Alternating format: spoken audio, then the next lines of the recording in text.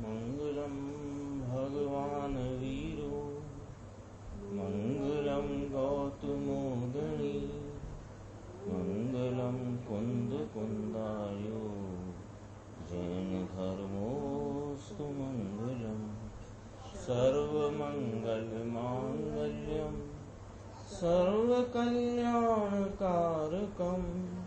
प्रधानम सर्वधर्माणां जनम जयतु शासनम। मैं नमो तीर्थनायक को, नमो ओंकार वाणी को, नमो उन कुंद प्रभु को जिन्होंने ओंकार धारण की।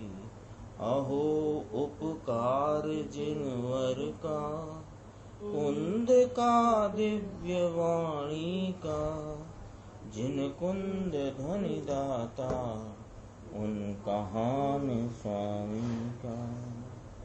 नमिऊण जिणम वीरम अनंत वर्णान दंसन सहावम भोक्ष्यामि संनियम सारम केवली शुद्ध केवली भणिदम्।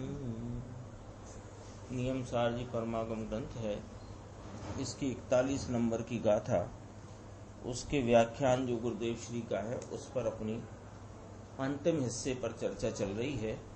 पेज नंबर 145 है।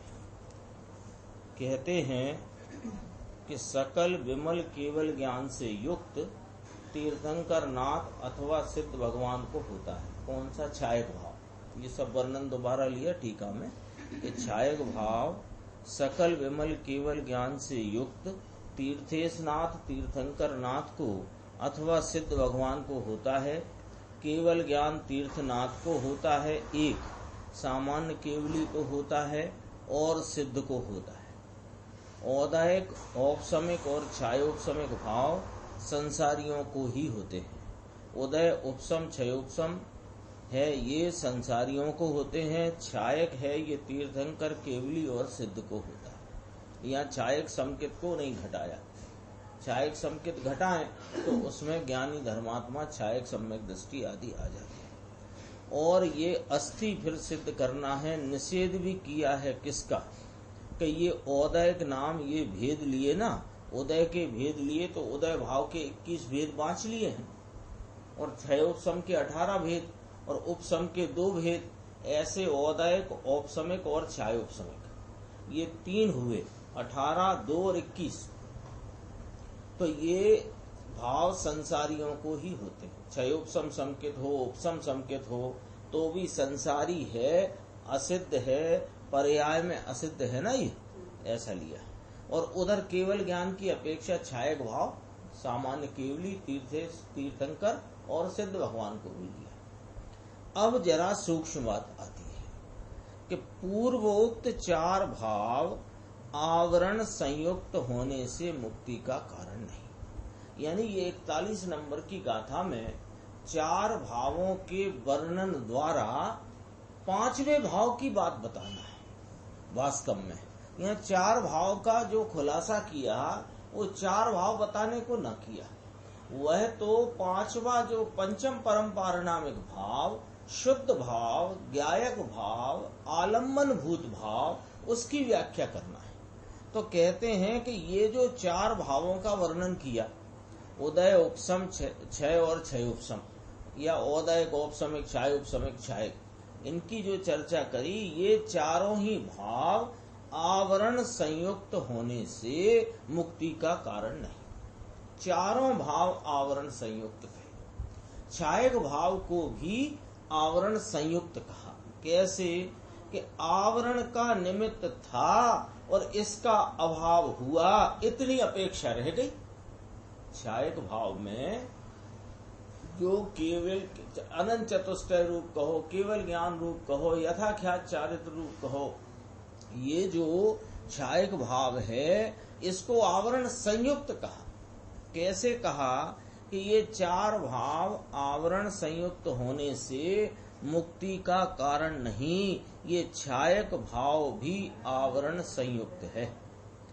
आवरण संयुक्त का अर्थ क्या कि आवरण था, इसका अभाव हुआ, इतनी जो अपेक्षा रही, तो छायक भाव को भी आवरण संयुक्त भाव कहने में आया है। भगवान को तो चार घाती का आवरण नहीं, और सिद्ध को तो है ही नहीं कोई आवरण। ये चर्चा करके आगे अपन चलते हैं 146 पेज पे। तो ये चार भाव क्या कहे? आवरण संयुक्त कहे। छायक भाव को आवरण संयुक्त किस प्रकार कहा कि वह घाती कर्म आदि के आवरण के अभाव की अपेक्षा या घाती कर्म के अभाव की अपेक्षा रह गई, तो उसको छायक भाव को भी आवरण संयुक्त कहा गया है। और ये जो चार भाव हैं, ये मुक्ति के कारण नहीं,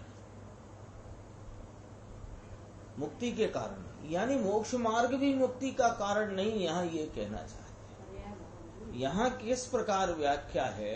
कोई कहे मोक्ष मार्ग द्वारा ही तो मोक्ष की प्राप्ति होती है, तो मोक्ष मार्ग को तो मुक्ति का कारण कहने की परंपरा भी है जनवाणी, नहीं है क्या?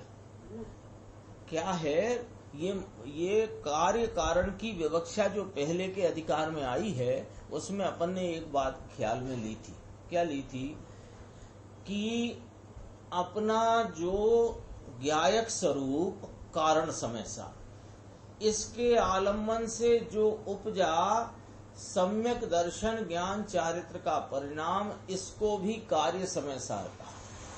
ये कारण परमात्मा, कारण समय सार कौन? अपना त्रिकाली ध्रुव ज्ञायक, ये कारण समय सार। और इसके आलम्बन से उपजा जो मोक्ष मार्ग रूपी सम्यक दर्शन ज्ञान चारित्र का परिणाम, उसको कार्य समय सार कहा। फिर थोड़ी व्याख्या को आगे ले लेते हैं। अब जब कार्य किसको कहना, केवल ज्ञान अथवा सिद्धत्व को कार्य कहना हो, तो मोक्ष का मार्ग जो है उसको कारण कहते हैं, और वह जो परिपूर्ण अवस्था है उसे कार्य कहते हैं। तो एक अपेक्षा से मोक्ष मार्ग को भी मुक्ति का कारण कहने में आया है। लेकिन यहाँ कहा कि ये चारों ही भाव, अरे स्वयं मुक्ति भी, वह भी मुक्ति का कारण नहीं, इस प्रकार जो यहाँ कहा। स्वयं मुक्ति भी वो मुक्ति का कारण नहीं। क्यों? कि यहाँ जो चर्चा है वो आलम्बन भूत, आश्रय भूत भाव की चर्चा है। क्योंकि ये शुद्ध भाव अधिकार है, यहाँ उसकी चर्चा चलती है जिसके आलम्बन से मुक्ति की प्राप्ति होती है। इसलिए तो वह कौन है? कि वह चार भावों से न्यारा है। कैसा है? कि त्रिकाली निरूपादि जिसका स्वरूप है, ऐसे निरंजन निज परम पंचम भाव की। समझ में आया? त्रिकाली निरूपादि जिसका स्वरूप है, उपाधि है कि नहीं इसकी अपेक्षा नहीं। क्या कहते हैं? ये जो पंचम परम पारिणामिक भाव, जो आलम्बन भूत भाव है, जो इस नियम सार की इस अधिकार में शुद्ध भाव के नाम से कहा, पंचम परम पारिणामिक के नाम से कहा, जो भूतार्थ सत साहिब अपना त्रिकाली भगवान आत्मा, उसको उपाधि है कि नहीं इसकी अपेक्षा नहीं। यानी उपाधि किसको कहना? पहले ये कि जो अपने से न्यारा हो और साथ में हो तो उपाधि कहते हैं। ठीक है ना? जैसे ये शरीर को कुर्ता उपाधि है, जो इससे न्यारा है लेकिन साथ में है, तो उपाधि कहा। अब ये कर्मों का संयोग और कर्मों का वियोग, कर्मों का सद्भाव और कर्मों का अभाव, ऐसी जो कर्म रूप उपाधि, इसके अभाव की भी इसको अपेक्षा नहीं और इसके सद्भाव की भी इसको अपेक्षा। ये वस्तु तो त्रिकाल निरूपादि है, ये इसका अर्थ है। क्योंकि इसके यदि अभाव की अपेक्षा हो उपाधि के, तो फिर छायक भाव जो है, जो वो पारिणामिक कहलाएगा। और अभी आगे लेंगे गुरुदेव, धवल में तो सब भाव को पारिणामिक कहा। लेकिन इसको परम पारिणामिक कहा। देखो क्या कहते हैं, उपाधि है कि नहीं इसकी अपेक्षा नहीं, त्रिकाली निरुपाधि निरुपाधि जिसका स्वरूप है, ऐसा निरंजन निज परम पंचम भाव। ये पूरी बात है। निरंजन, अंजन से रहित, अंजन माने किसी प्रकार की भी अशुद्धता के भाव से रहित निरंजन, और निज परम पंचम भाव। फिर शब्द क्या लिए हैं देखो, गुरुदेव यहाँ थोड़ा उस पर जोर देते हैं कि निज परम पंचम भाव। निज शब्द भी लगाया, निरंजन लगाया, परिपूर्ण पवित्रता की सूचना देने निरंजन शब्द लगाया, और फिर निज शब्द लगाया। निज क्यों लगाया कि वे अनंत सिद्ध विराजते हैं ना, वे भी परम पारिणामिक भाव में विराजते हैं, लेकिन वे परम पारिणामिक भाव वो मेरे आलम्बन भूत नहीं है। मेरा आलम्बन भूत तो निज परम पंचम भाव है। तो उसमें फिर निज शब्द लगाया, और अब कहते हैं परम क्यों लगाया, उसकी व्याख्या अपन इतना याद कर लो। यहाँ अपना ब्लैक बोर्ड लगा है ना, तो यहाँ अपन ऊपर लिख लो कि यहाँ चार भावों की व्याख्या द्वारा, चार भावों की व्याख्या नहीं अपितु पंचम परम पारिणामिक भाव भूतार्थ सत साहिब शुद्ध भाव की व्याख्या है। तो अपन ने लिखा यहाँ शुद्ध भाव, आलम्बन भूत भाव, फिर लकीर खींची नीचे। अब उसके नीचे अपन ने इतने शब्द लगाए, निरंजन निज परम पंचम भाव पारिणामिक, इतना लेना। आ गई बात, लिखे ना।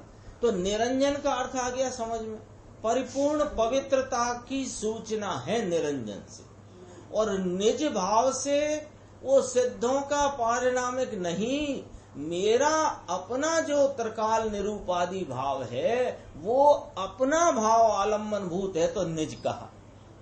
अब परम क्यों कहा, तो कहते हैं कि निज परम पंचम भाव परम क्यों कहा।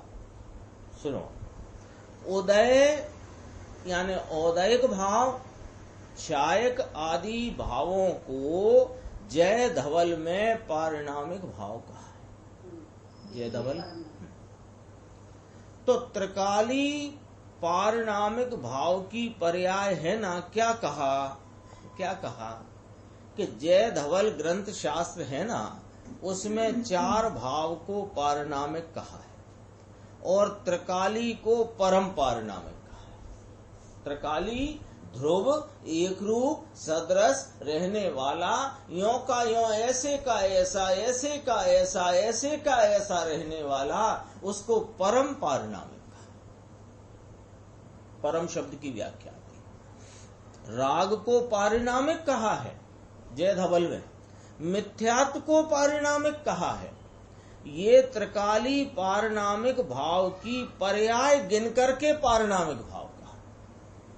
अथवा पारिणामिक का अर्थ है निरपेक्ष भाव। तो क्या निरपेक्षता है इसमें? इसमें वो जो चाहे राग द्वेष का, काम क्रोध का, दया दान का परिणाम है वो भी निरपेक्ष होता है। संकित आदि का उपसम क्षयोपसम छायक भाव भी निरपेक्ष होता है। चारित्र का औपसमिक छायोपसमिक भाव, छायक भाव वो भी निरपेक्ष है। और केवल ज्ञान की पर्याय भी निरपेक्ष है। 16वीं गाथा प्रवचन सार स्वयंभू है। केवल ज्ञान की गाथा आया ना, 16वीं गाथा स्वयंभू है। तो ये सब भाव परिणमने की अपेक्षा देखो तो वे तो स्वतः अपने स्वकाल में सर्व अपेक्षाओं से रहित निरपेक्ष पने परिणमते हैं, इसलिए पारिणामिक कहा। एक बात। दूसरे, त्रिकाली पारिणामिक भाव का परिणाम है, इसलिए पारिणामिक। जय धवल की व्याख्या आगे देखते हैं। तो पर्याय गिनकर पारनामिक कहा, तो यहां तो ये नहीं, यहां तो माने शुद्ध भाव अधिकार में जिस पंचम परम परम निज परम पंचम भाव की बात है वो ये वाले पारनामिक नहीं, परम पारनामिक की बात है। तो यहां नहीं, यहां तो परम पारनामिक भाव इसको लिया है। पूछते हैं, देख लो भैया पुस्तक में टीका में ये बात है कि नहीं? मन से तो कोई बात चल नहीं रही। अब आगे देखो, इसकी भावना अपन देखो इसमें क्या लिखा है पूरा, अपन यदि बोल्ड पढ़ लें कि त्रिकाली निरूपाधि जिसका स्वरूप है, ऐसा निरंजन निज परम पंचम भाव की, यानी पंचम परम पंचम पारनामिक भाव की भावना से पंचम गति को मुमुक्षु वर्तमान काल में प्राप्त करते हैं, भविष्य में करेंगे और भूतकाल में करते थे। ये कहना है ना, उसकी व्याख्या है। तो भावना से क्या लेना, ये गुरुदेव यहाँ कहते हैं, भावना शब्द से लेना इस स्वरूप रूप पंचम परम पारनामिक भाव की तरफ की एकाग्रता। ये भावना में क्षयोपशम उपशम छायक भाव होता है। भावना ये स्वयं तो भावना है, उपशम छायोपशमिक और छायक भाव ये भावना रूप भाव है। लेकिन ये भावना किसके तरफ की एकाग्रता वाली कही कि निज परम पंचम भाव पारनामिक भाव, निज परम पंचम पारनामिक भाव, उसके तरफ की एकाग्रता का परिणाम, वो एकाग्रता का परिणाम औपसमिक भाव, छायोपसमिक भाव, छायक भाव, छायक भाव की, छायोपसम भाव की, इसकी भावना में पंचम भाव की भावना है। ये छायक भाव की भावना नहीं है। छायक भाव में छायक भाव की भावना नहीं। औपसमिक छायोपसमिक जो मोक्ष मार्ग रूप भाव है, इनमें कोई वो उन भावों की भावना नहीं। भावना पंचम परम पारिणामिक भाव की भावना से, यानी एकाग्रता से पंचम गति को मुमुक्षु क्या कहा, निज निरंजन निज परम पंचम भाव की भावना से, भावना नाम एकाग्रता से, लीनता रमणता चरणता से मुमुक्षुओं मोक्षार्थियों वर्तमान काल में जा रहे हैं। महाविदेह क्षेत्र में अभी जा रहे हैं ना, भविष्य में जाएंगे। किस रीति से कि इस परम पंचम भाव की एकाग्रता रूप भावना से, भैया छायक और औपसमिक की भावना से नहीं लो। अब क्या कहना चाहते हो? सम्यक दर्शन की भावना से सम्यक दर्शन की प्राप्ति नहीं होती। भावना माने इच्छा चाहना तो छोड़ो, सम्यक दर्शन का लक्ष्य करने से भी सम्यक दर्शन नहीं होता है। सम्यक दर्शन रूपी औपसमिक छायोपसमिक अथवा छायक भाव, इसकी जो प्राप्ति है वो तो निज निरंजन निज परम पारिणामिक भाव की एकाग्रता से होती है। भावना है तो खरी। जब मोक्षार्थी ने अपने मुक्त स्वरूप परम पारिणामिक भाव का आलम्बन लिया, तो वो आलम्बन रूप जो परिणाम है, वो आलम्बन रूप परिणाम उपसम भाव क्षयोपसम भाव है तो सही, है तो अवश्य। लेकिन पंचम भाव की भावना में छायक भाव तो है, लेकिन इसकी भावना नहीं, भावना पंचम भाव की। कितनी स्पष्टीकरण। भावना नाम एकाग्रता। अगला प्रवचन आ गया, इसमें अपन देखते हैं 148 पेज है, कारण कार्य नियम भाग 2। प्रवचन नंबर आ गया है 42 नंबर के प्रवचन का दूसरा पेज, बीच का पैराग्राफ है। यहाँ कहते हैं निरंजन निज परम पंचम भाव। और खुलासा करते हैं त्रिकाली निरंजन किसकी बात चलती है? पंचम परम पारिणामिक भाव आलम्बन भूत शुद्ध भाव की बात चलती है। ये कौन है कि निरंजन परम पंचम भाव त्रिकाली निरंजन। तो ऐसा तो शुद्धात्मा की बात तो वेदांत भी बहुत करते हैं, कबीर में भी बहुत बात आती है, लेकिन ये बात नहीं, ये बात नहीं आती, ये बात नहीं, ऐसी नहीं। वह सब एकांत की बात है। उसमें क्या एकांत भरा हुआ है कि मैं एक शुद्धात्मा हूँ, आत्मा हूँ, गायक हूँ आदि, इस प्रकार तो पकड़ा। लेकिन ये गायक के अवलंबन में अथवा गायक के अवलंबन बिना बहिर्मुखता में जो पर्यायों में औदायक, औपसमिक, छायोपसमिक, छायक प्रकार के जो भाव हैं वे जीव के ही भाव हैं और वे हैं तो सही, ये बात कोई पकड़ता नहीं। आती है ना बात। वेदांत में क्या एकांत है कि एक पक्ष पकड़ लिया, शुद्ध आत्मा हूं अथवा एक आत्मा हूं, और उसके आत्मा के जानन रूप परिणमन में उपयोग की दशा में अंतर्मुखता अथवा बहिर्मुखता दो ही तो प्रकार पड़ेंगे, दो ही तो प्रकार पड़ेंगे। उपयोग की वृत्ति में दो ही प्रकार पड़ेंगे, या तो अंतर्मुखता या बहिर्मुखता। तो अंतर्मुख उपयोग भी नहीं मान रहा, बहिर्मुख उपयोग भी नहीं मान रहे, और अंतर्मुख बहिर्मुख उपयोग के काल में होने वाले औपसमिक, छायोपसमिक, छायक, औदयिक भाव भी मानते थे। एकांत है ये तो। परमात्मा बहुत गंभीर लाइन है, एकदम अपन शांति से पढ़ते हैं। यह तो परमात्मा, यह तो परमात्मा, यह मैं परमात्मा एक समय में, एक समय माने एक सेकंड का असंख्यवा भाग, उसमें मैं परमात्मा पारिणामिक स्वभाव भाव वर्तमान में पूर्ण है। ले साहब पता बता दिया। क्या बता दिया? पता बता दिया। किसको बता दिया? कि उपयोग को बता दिया, वर्तते उपयोग को पता बता दिया। क्योंकि यहां आएगा जाएगा कौन? उपयोग। वह तो अपने त्रिकाली ऐसे के ऐसे ध्रुव स्वरूप से, अपने एक रूप भाव से ज्यों का त्यों विराजमान विद्यमान है कि नहीं? अब इसको कौन पकड़ेगा? पकड़ेगा नाम, इसको कौन प्राप्त करेगा या उसका लक्ष्य करेगा, उसमें लीनता करेगा कि उपयोग। तो उपयोग से कहा कि भैया इसका पता सुन लो जरा, तुम कहां है कि एक समय में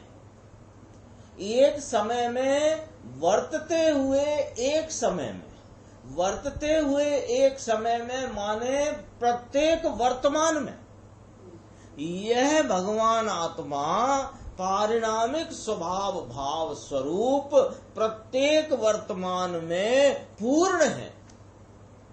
त्रिकाली की अपेक्षा तो बात में लेंगे, लिखा है इसमें। ये त्रिकाली है, ये त्रिकाली है, ये तीनों काल रहता है, भूत भविष्य वर्तमान सबको समेट के रहता। अरे रुको भैया रुको, त्रिकाली विरकाली नहीं है, ये अविनाशी तत्व है, ऐसे पकड़ो। आया 320 गाथा, त्रिकाल निरावरण, हाँ, प्रत्यक्ष प्रतिभास में है, अविनश्वर एक। तो अविनश्वर को पकड़ो ना, तो अविनश्वर में आ गया त्रिकाली। लेकिन त्रिकाली की बात हम बाद में करेंगे। लेकिन हम तो तुम्हें पता बता रहे हैं कि प्रत्येक वर्तमान में यह परम पारिणामिक भाव स्वरूप, यह हाजरा हुजूर विद्यमान परिपूर्ण तत्व मौजूद है, प्रत्येक वर्तमान में। वर्तमान में ही पूर्ण है ये। परमात्मा अनंत गुण का कंद, खान वर्तमान में ही परम पारिणामिक भाव पूर्ण है। दो शब्द ले लिए, देखो उपमा में दो शब्द लिए गुरुदेव ने, एक कंद शब्द लिया और एक खान शब्द लिया। कंद शब्द से क्या अर्थ निकलेगा कि कंद माने वह अपने स्वरूप से भरचक है।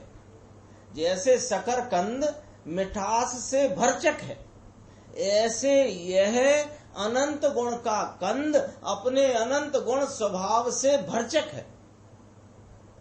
और खान कैसा कि ये इसके अनंत गुणों की अनंती पर्यायें एक के बाद एक क्रमवर्ती होकर के अनंत काल तक भी इसमें से निकले तो ये खान खाली नहीं होती। दो शब्द लिए तो दो का कोई अर्थ होएगा कि नहीं होएगा। कंद का अर्थ कहा ये अपने अनंत गुणों के स्वभाव रूप भाव से भरचक है।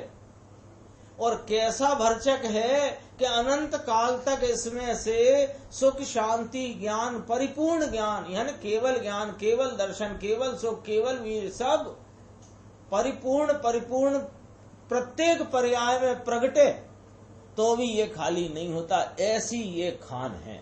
ये खान कहाँ है साहिब कि वर्तमान में है। तो वर्तमान में तो पर्याय वर्तती है, उसको वर्तमान कहते हैं। कि हाँ सुनो, वर्तमान में वर्तती जो पर्याय है ना, उस वर्तती पर्याय में पर्याय के समीप मौजूद है। तुझे तेरे उपयोग को इस अपने निज परम भाव को प्राप्त करने के लिए, इसको पहचानने के लिए तुझे तीन काल में पसरने की जरूरत नहीं है। हे उपयोग, हे वर्तते उपयोग, तुझे तीन काल में पसरने की जरूरत नहीं है।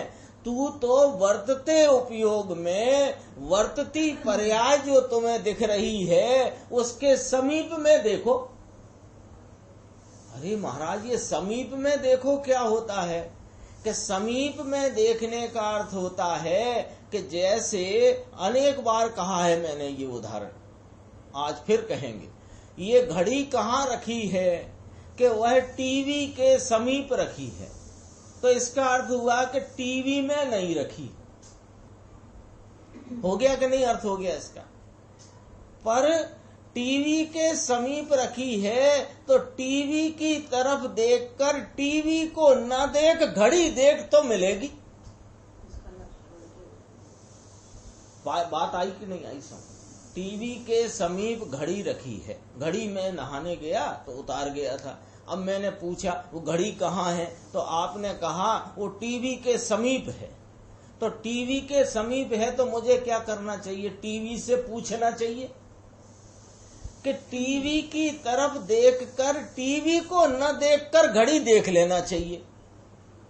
ऐसे ही यह निरंतर वर्तमान प्रत्येक समय में एक समय माने एक सेकंड का असंख्यवा भाग, वहां यह हाजरा हुजूर अपना विद्यमान तत्व वहां पर परिपूर्ण भाव से मौजूद है। कहाँ कि भैया वो वर्तमान में तो पर्याय होती है साहिब। अरे वर्तमान में जो पर्याय है उसके समीप। तो वर्तमान में वर्तमान पर्याय को वर्तमान में पर्याय से न देखकर देखेगा तो द्रव्य स्वभाव दिखेगा। पंचम परम पारिणामिक नित्य निरंजन निज परंपरा। बहुत स्पष्ट कर देते हैं गुरुदेव। इतना प्रैक्टिकल, इतनी सीधी सच्ची बात, ऐसी बात कहते हैं कि अपने को थोड़ी जिज्ञासा होए ना गहरी, तो बात पकड़ में आ जाए। इसलिए गुरुदेव कई बार नहीं कहते कि सामड़वा आया छे तेमने माटे हूं के कहीस नहीं। जो सुनने आया है उसके लिए मैं नहीं कहूंगा। जिसको अंदर में जिज्ञासा हो, जिज्ञासा किसे कहते हैं? जानने की जिज्ञासा। अरे धगस रूप जिज्ञासा, बेचैनी वाली जिज्ञासा, चैन नहीं पड़ता ऐसी जिज्ञासा। ओ भगवान, क्या क्या बात कहते हो। वर्तमान में ही, देखो फिर शब्द देखना गुरुदेव के, वर्तमान में ही परम पारिणामिक भाव पूर्ण है। ऐसे पारिणामिक भाव की भावना से, क्या गजब बात है। पूरी टीका अपन ने पढ़ी, उसकी व्याख्या पढ़ी, मूल माल तो ये है 41 नंबर गाथा का। वे 4 भाव जो नहीं है उनकी कथा सुनाई थी। 21 भेद, 18 भेद, 2 भेद ऐसे करके सुनाए थे। लेकिन हमें तो इसके भी 3 भेद बताए हुए, 2 भेद भी छोड़ दिए, भव्यत्व अभव्यत्व। हम तो जीवत्व परम पारिणामिक, कहो जीवत्व पारिणामिक भाव, जो भव्य अभव्य सभी जीवों में समान रूप से पाया जाता है। देखो, छायक भाव की भावना से और उदय भाव की भावना से नहीं लिखा है। उदय भाव की भावना कौन सी होती है? हम काय को करेंगे उदय भाव की भावना? अरे ये शुभ भाव की भावना उदय भाव की भावना है। ये लब्धियों की भावना उदय भाव की भावना है। आ गई लब्धि भी आ गई थी कि नहीं आ गई थी? और उदय में कषाय आ गई थी चारों, 4 गति 4 कषाय 3 लिंग, 6 उपसम भाव में वो आ गए थे। 4 कषाय 4 गति और 3 लिंग। हाँ, उदय के बता रहे ना, हम बोल चुके। 6 उपसम भाव में वो आ गई थी लब्धियों की बात। और उदयक भाव में 4 कषाय 4 गति और वो 3, क्या कहा था मैंने, 3 लिंग, फिर मिथ्या दर्शन, अज्ञान, असंयम। हाँ, अरे 6 उपसम में लब्धियां आदि की बात आ गई थी। कषाय 4 गति, ये सब 21 भाव औदयिक में गिनाए थे। संक्षेप में बोलना है, उनकी बात नहीं करना है। 21 भाव जो गिनाए थे सब गिनाए, लेकिन उनकी चर्चा करने नहीं गिनाए थे, यो हम कहना चाहते। यहाँ चर्चा करना है परम पारिणामिक भाव की। क्यों कि इसकी भावना से, इसकी एकाग्रता से ही तेरे मोक्ष मार्ग की, अरे मोक्ष मार्ग की क्या, इससे पूर्ण मुक्ति की प्राप्ति होती है। पर्याय में देख लो क्या कहते हैं, दया से, दान से, व्रत की भावना से आत्मा का सम्यक दर्शन होता है कि अथवा चारित्र होता है, ऐसा नहीं है। क्यों नहीं है? औदायिक भाव है। औदायिक भाव के नाम पर अपन का कसाय रसाय के नाम पर ये निकल ही जाता है। दया दान व्रत भाव तो कसाय में आ गए ना ये सब, इसीलिए गिना रहे बार। इसीलिए देखो दया दान की भावना तो रहती है ना, दया करें, दान करें, ये करें। तो इसकी भावना से तेरा हित नहीं होने वाला है, ये बात यहाँ पर कही गई है। देखो, चाहे तो 5 महाव्रत 28 मूल गुण पाले, लेकिन यह सब राग है, इसके आश्रय से भावना नहीं होती, माने स्वरूप की एकाग्रता इनके आश्रय से नहीं होती। आगे चलते हैं, 150 पेज पे आ जाए।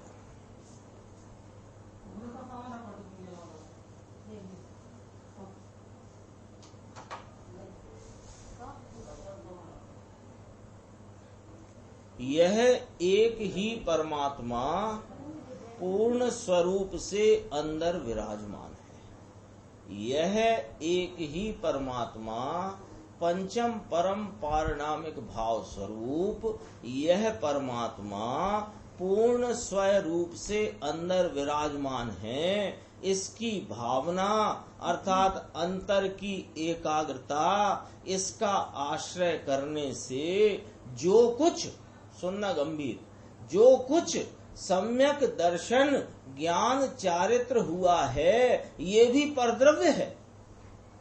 ये पर द्रव्य का आश्रय करने लायक नहीं है और पर द्रव्य के आश्रय से मुक्ति होती नहीं। क्या कह दिया 3 लाइन में कि ये अपना निज परम पंचम भाव, पारिणामिक भाव, परिपूर्ण स्वरूप से अंदर विराजमान है। इसी शुद्ध भाव अधिकार की 38वीं गाथा की व्याख्या में गुरुदेव ने एक शब्द दिया था, निरंतर वर्तमान। तो निरंतर वर्तमान परिपूर्ण स्वरूप से जो मौजूद है, इसकी भावना अर्थात अंतर की एकाग्रता, इसका आश्रय करने से जो कोई सम्यक दर्शन ज्ञान चारित्र हुआ, ये भी परद्रव्य है। कहा? और इस परद्रव्य का आश्रय करने लायक नहीं, और परद्रव्य के आश्रय से मुक्ति होती नहीं। स्वयं द्रव्य पंचम भाव की भावना से मुमुक्षु को मुक्ति होती है, इसलिए 4 भाव होते ही नहीं है, ऐसा नहीं। ऐसे धर्मी को अपनी पर्याय में कमजोरी से राग आता है, आता ही नहीं है, ऐसे नहीं। राग होता है, लेकिन ये राग बंध का कारण है, और जो सम्यक दर्शन उत्पन्न हुआ, ये संवर निर्जरा के आश्रय से विकल्प उत्पन्न होता है। सम्यक दर्शन उत्पन्न हुआ तो सम्यक दर्शन ज्ञान चारित्र की परिणति संवर निर्जरा कहलाती है, और इस संवर निर्जरा के आश्रय से विकल्प और राग की उत्पत्ति होती है। राग उत्पन्न होता है। त्रिकाली भगवान ज्ञानानंद सहजात्म स्वरूप प्रभु, इसका आश्रय करने से निर्विकल्पता उत्पन्न होती है। यानी पूरा 41 गाथा में इस बात का फैसला कर दिया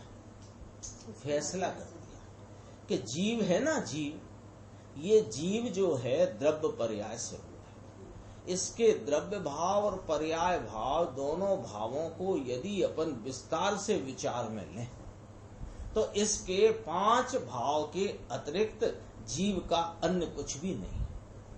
इसमें द्रव्य पर्याय स्वरूप पूरी वस्तु इन 5 भावों की व्याख्या में समा गई है। ठीक है ना?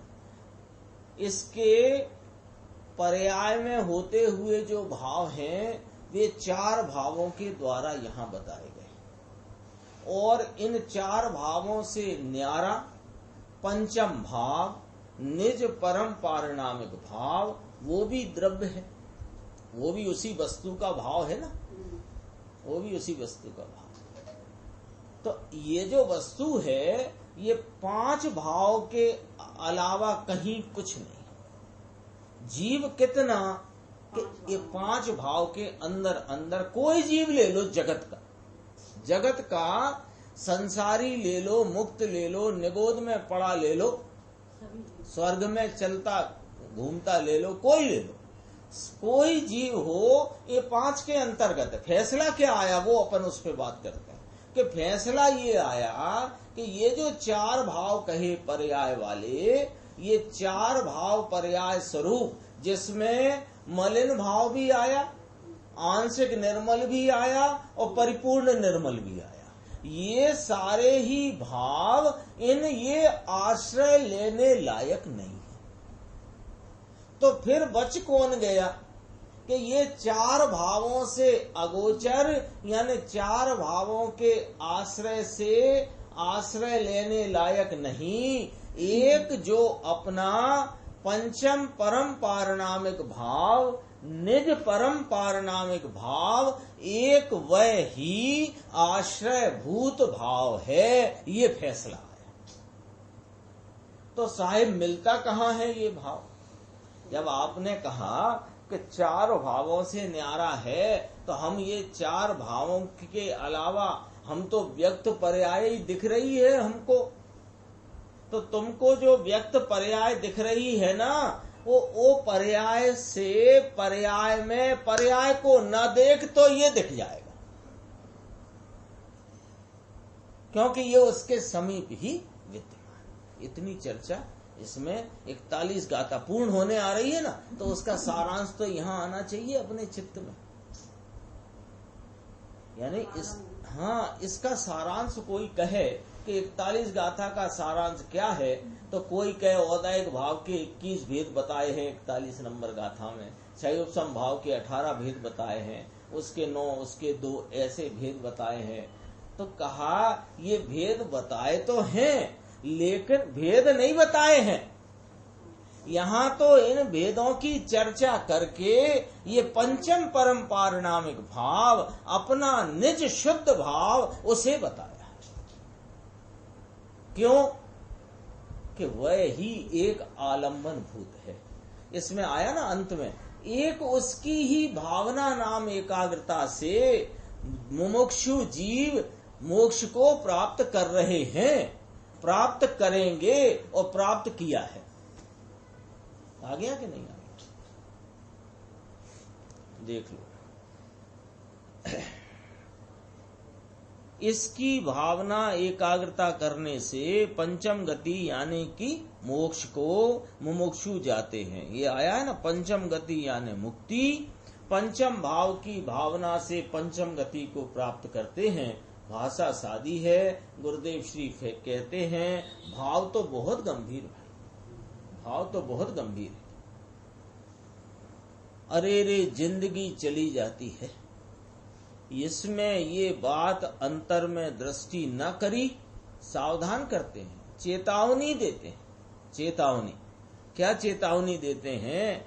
कि ये जो बात अपने सामने कोई अपने विशेष सौभाग्य के कारण ये सामने आ गई है, तो अब ये जो बात आ गई, दृष्टि और दृष्टि क्या और दृष्टि का विषय क्या, आश्रय भूत कौन और अनाश्रय भूत कौन, जब ये बात सामने आ गई तो ये अंतरंग स्वरूप इसकी यदि तुमने दृष्टि न करी तो फिर कहाँ जाओगे? कि 84 के अवतार में भटक भटक मरोगे, नरक और निगोद में जाओगे। नरक निगोद में जाओगे, ऐसे कैसे कह देते हो आप? हमारे तो परिणाम बहुत एकदम मंद हैं, पूजा भक्ति भी व्रतादि भी हम हमारे अनुसार जितना है वो सब चल रहा है। आप कैसे कह सकते हो हम नरक निगोद में जाए? भैया इस भव में नहीं जाएगा तो 2-4 भव बाद जाएगा, आखिरकार जाना तो पड़ेगा। क्यों?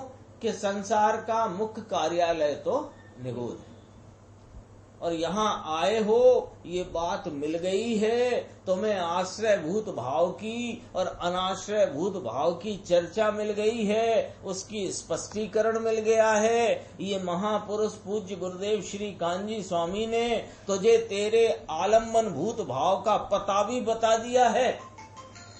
अब उस पते पर जाकर प्राप्त कर लो, अन्यथा क्या होएगा?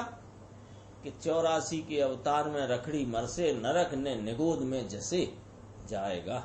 ये अपनी 41वीं गाथा की चर्चा यहाँ पूर्ण होती है। और 58 नंबर का कलश, इसके बाद जो मुनिराज ने 2 श्लोक कहे, 58 नंबर और 59 नंबर। 58 नंबर अपन पढ़ते हैं। अंचित पंचम गतये पंचम भावम स्मरन्ति विद्वांसः संचित पंचाचाराः किंचन भाव प्रपंच परिहीना। 152 पेज है गुजराती में। श्लोकार्थ: ज्ञान, दर्शन, चारित्र, तप और वीर रूप 5 आचारों से युक्त और कुछ भी परिग्रह प्रपंच से सर्वथा रहित ऐसे विद्वानों। किसकी बात करी? मुनिराजों को विद्वान कहा, भावलिंगी मुनिराज, हाँ, उनको विद्वान कहा। कहा ना, देखो, पंचाचारों से युक्त और काईपण परिग्रह प्रपंच से सर्वथा रहित। कितनी इसमें व्याख्या करते हैं। इसमें देखो ना, संचित पंचाचारा, पंचाचार से युक्त, और किंचन भाव प्रपंच परिहीना। किंचन, किंचन माने किंचित भी, कुछ भी, जरा सा भी, सर्वथा रहित है। परिहीना, परिहीना माने सर्वथा रहित। तो 2 बातें कह दी, कुछ भी कह दिया और सर्वथा भी कह। कुछ भी परिग्रह प्रपंच से सर्वथा रहित ऐसे विद्वानों, ऐसे मुनिराजों, ऐसे धर्मात्माओं, उन वे पूजनीय पंचम गति को प्राप्त करने के लिए पंचम भाव को स्मरण करते हैं। क्या क्या मतलब हुआ? 5-5 की बात ली जरा इसमें। 5-5 की वो क्या है, बहुत अलंकारिक रचना करने वाले थे ये मुनिराज, और भाव बहुत गंभीर भरते थे। ये पंचाचार की बात कही और प्रपंच से रहित कही, और पंचम गति को प्राप्त करने के लिए पंचम भाव का स्मरण करते। ये थोड़ी अलंकारिक भाषा का प्रयोग करके बात गंभीर कही। देखो इस पे प्रवचन गुरुदेव का।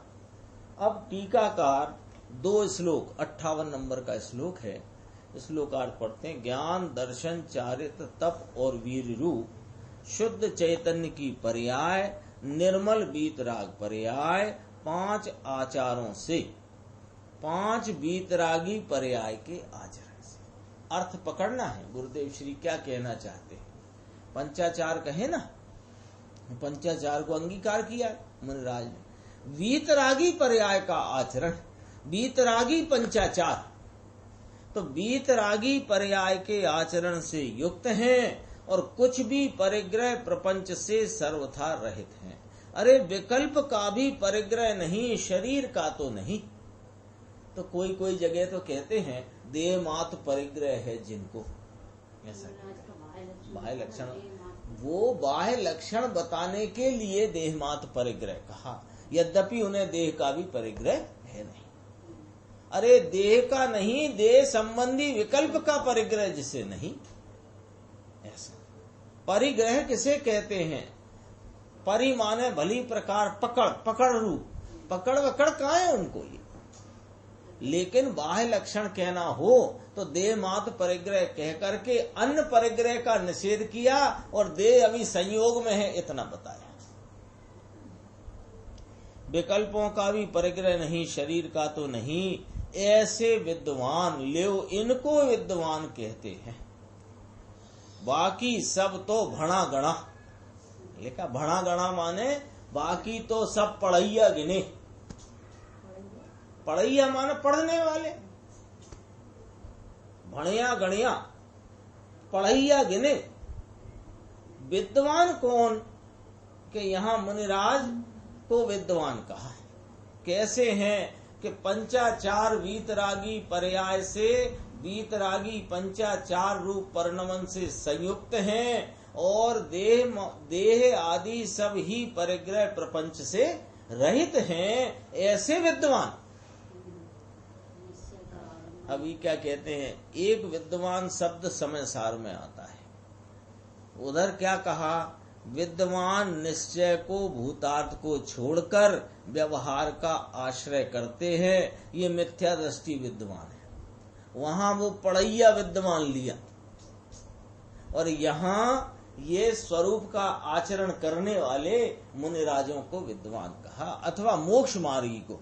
यानी मुनिराज की तरफ से कहेंगे तो पंचाचारों की बात कही है तो मुनिराज हुआ, लेकिन अंतर्गर्भित इसमें सम्यक दृष्टि भी आ